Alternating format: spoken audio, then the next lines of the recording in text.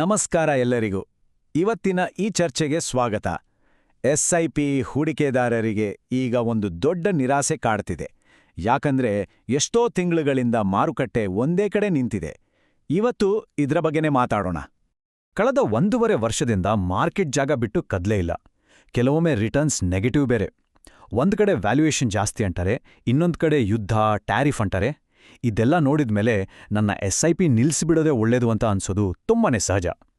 ನೋಡಿ, ಈ ಫೀಲಿಂಗ್ ಬರೀ ಒಬ್ರೇ ಬರ್ತಿರೋದಲ್ಲ. ಪ್ರತಿಯೊಬ್ಬ ಹೊಸ ಹೂಡಿಕೆದಾರರಿಗೂ ಇದು ಕಾಡೋ ಒಂದು ಸಾಮಾನ್ಯ ಫೀಲಿಂಗ್. ಇದನ್ನ ನಿರಾಶೆ ಅಥವಾ ಫ್ರಸ್ಟ್ರೇಷನ್ ಅಂತ ಕರಿಬಹುದು. ಹಾಗಿದ್ರೆ ನಿಜವಾಗ್ಲೂ ಎಸ್ಐಪಿ ನಿಲ್ಲಿಸೋದು ಸರಿನಾ? ಬನ್ನಿ ಇದನ್ನ ಸ್ವಲ್ಪ ಆಳವಾಗಿ ನೋಡೋಣ. ಮೊದಲಿಗೆ ಹೂಡಿಕೆದಾರರು ಯಾಕೆ ಈ ಇಕ್ಕಟ್ಟಿಗೆ ಸಿಲುಕಿದ್ದಾರೆ ಅನ್ನೋದನ್ನ ಅರ್ಥ ಮಾಡ್ಕೊಳ್ಳೋಣ. ಸುಮಾರು 16-17 ತಿಂಗಳ ಹಿಂದೆ ಮಾರ್ಕೆಟ್ ಪೀಕ್ನಲ್ಲಿತ್ತು. ಆದ್ರೆ ಅಂದಿನಿಂದ ನೋಡಿ, ಯುದ್ಧ, ಹೈ ವ್ಯಾಲ್ಯೂಯೇಷನ್ಸ್ ಹೇಗೆ ಒಂದಲ್ಲೊಂದು ಕಾರಣದಿಂದ ಅದು ಒಂದೇ ಕಡೆ ನಿಂತುಬಿಟ್ಟಿದೆ. ವರ್ಷಕ್ಕೆ ಒಂದು 15% ಆದರೂ ಬರುತ್ತೆ ಅನ್ನೋ ನಿರೀಕ್ಷೆ ಇಟ್ಕೊಂಡಿದ್ದವರಿಗೆ ಈಗ ಕಾಣ್ತಿರೋದು ನೆಗೆಟಿವ್ ರಿಟರ್ನ್ಸ್. ಹಾಗಿದ್ರೆ ಮುಂದಿನ ವಿಭಾಗಕ್ಕೆ ಹೋಗೋಣ. ಮಾರುಕಟ್ಟೆ ಕರೆಕ್ಷನ್ಗಳು ಅಂದ್ರೇನು? ಕರೆಕ್ಷನ್ ಅಂದ್ರೆ 2 ಥರ ಇರುತ್ತೆ. ಒಂದು ಪ್ರೈಸ್ ಕರೆಕ್ಷನ್, ಅಂದ್ರೆ ಮಾರ್ಕೆಟ್ ಬೆಲೆ ಶರವೇಗದಲ್ಲಿ ಕೆಳಗೆ ಬೀಳೋದು. ಇನ್ನೊಂದು ಟೈಮ್ ಕರೆಕ್ಷನ್. ಇಲ್ಲಿ ಬೆಲೆ ಕೆಳಗೆ ಬೀಳಲ್ಲ, ಆದ್ರೆ ಸಮಯ ಮಾತ್ರ ಹೋಗ್ತಾನೇ ಇರುತ್ತೆ, ಬೆಲೆ ಮಾತ್ರ ಅಲ್ಲಾಡೋದೇ ಇಲ್ಲ. ಸದ್ಯ ನಾವು ಅನುಭವಿಸ್ತಾ ಇರೋದು ಇದೇ ಟೈಮ್ ಕರೆಕ್ಷನ್. ಇದು ಬರೀ ಸ್ಟಾಕ್ ಮಾರ್ಕೆಟಿಗೆ ಮಾತ್ರ ಅಲ್ಲ ಗೊತ್ತಾ. ರಿಯಲ್ ಎಸ್ಟೇಟ್ ಉದಾಹರಣೆ ತಗೊಳ್ಳಿ. ಯಾವುದೋ ಒಂದು ಏರಿಯಾದಲ್ಲಿ ಸೈಟ್ ರೇಟ್ ವಿಪರೀತ ಜಾಸ್ತಿ ಆಗ್ಬಿಟ್ಟಿದೆ ಅನ್ಕೊಳ್ಳಿ. ಅದು ಆಲ್ರೆಡಿ ತನ್ನ ಪೀಕ್ ತಲುಪಿರೋದ್ರಿಂದ ಮುಂದಿನ ಕೆಲವು ವರ್ಷಗಳ ಕಾಲ ಅದರ ಬೆಲೆ ಅಲ್ಲೇ ನಿಂತುಬಿಡತ್ತೆ ಅಲ್ವಾ? ಅದೇ ಥರ.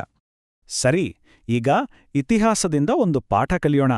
2010ರಿಂದ 2014ರ ಸಮಯದಲ್ಲಿ ಏನಾಗಿತ್ತು ಅಂತ ನೋಡೋಣ. 2010ರಲ್ಲಿ ತುಂಬಾನೇ ಜನ ಮಾರ್ಕೆಟ್ ಚೆನ್ನಾಗಿದೆ ಅಂತ ಅನ್ಕೊಂಡು ಎಸ್ಐಪಿ ಶುರು ಮಾಡಿದ್ರು. ಆದರೆ 2011, 2012, 2013 3 ವರ್ಷ ಪೂರ್ತಿ ಕಳೆದ್ರೂ ರಿಟರ್ನ್ಸ್ ಬರಲೇ ಇಲ್ಲ. ಆಗ ಎಷ್ಟೋ ಜನರಿಗೆ ಸಿಕ್ಕಾಪಟ್ಟೆ ನಿರಾಸೆಯಾಗಿ ಸಾಕು, ಈ ಹೂಡಿಕೆನೇ ಬೇಡ ಅಂತ ನಿಲ್ಲಿಸ್ಬಿಡೋಣ ಅನ್ನೋ ಯೋಚನೆ ಬಂದಿತ್ತು.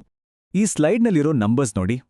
ಅವತ್ತು ಅಂದ್ರೆ 2010ರಿಂದ 2013ರವರೆಗೆ ತಿಂಗಳಿಗೆ 10,000 ರೂಪಾಯಿ ಹಾಕಿದ್ರು.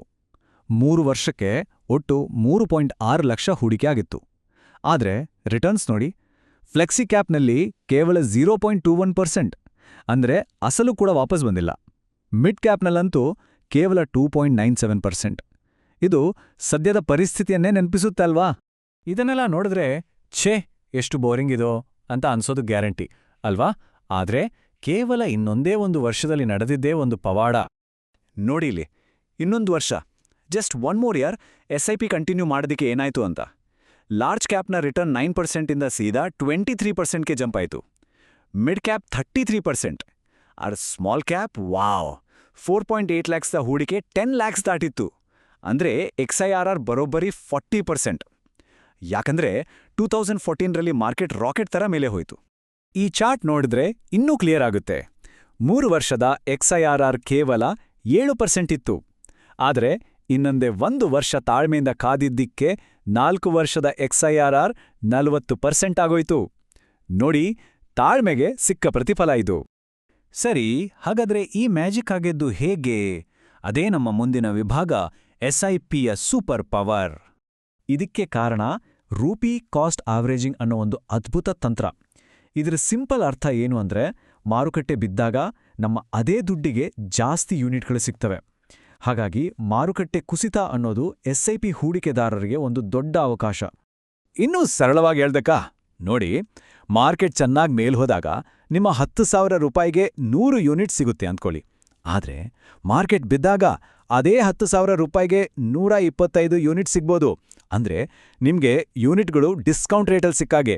ಇದರಿಂದ ನಿಮ್ಮ ಒಟ್ಟಾಳೆ ಖರೀದಿ ಬೆಲೆ ಅಂದ್ರೆ ಆವ್ರೇಜ್ ಕಾಸ್ಟ್ ಕಡಿಮೆ ಆಗ್ತಾ ಹೋಗುತ್ತೆ.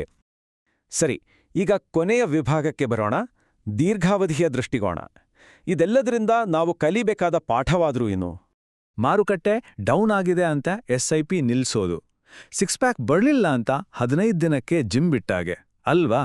ಗುರಿ ಒಂದಿರುತ್ತೆ, ಆದ್ರೆ ಮಾಡೋ ಕೆಲ್ಸ ಅದಕ್ಕೆ ತದ್ವಿರುದ್ಧವಾಗಿರುತ್ತೆ. ಎಸ್ಐಪಿ ಶುರು ಮಾಡುವಾಗಿದ್ದ ಏಕೆ ಅನ್ನೋದನ್ನ ಮರಿಬಾರ್ದು. ಎಸ್ಐಪಿ ಅನ್ನೋದು 10, 15, 20 ವರ್ಷಗಳ ಗುರಿಗಳಿಗೆ, ಒಂದೆರಡು ವರ್ಷದಲ್ಲಿ ಸಂಪತ್ತು ಸೃಷ್ಟಿ ಆಗಲ್ಲ.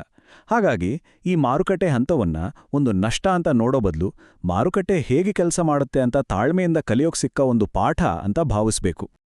ಹಾಗಿದ್ರೆ ಕೊನೆಯದಾಗಿ ಈ ಪ್ರಶ್ನೆಯನ್ನ ಕೇಳ್ಕೊಳ್ಳೋಣ.